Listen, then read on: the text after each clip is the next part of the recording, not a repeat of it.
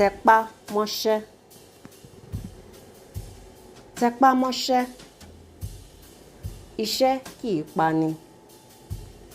Ayọ̀ ní í pààyàn. Ọ̀lẹ kò ráyé wá.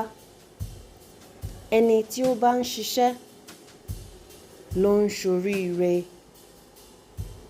Ọmọ tó jí lówùúrọ̀ kùtùkùtù tó yẹ kó múra ilé ẹ̀kọ́ tó wá ń parọ́ pé orí ń fọ́ òun, irú wọn kì í yege nínú ìdánwò. Wọ́n lè fi ọdún 3 ka kíláàsì kan. Bó bá yá, wọ́n lè máa gbé wiri tàbí kí wọ́n máa tọrọ bárà ní pópó, kí wọ́n máa ṣe bàbá rere, bàbá kẹ́ẹ̀kiri.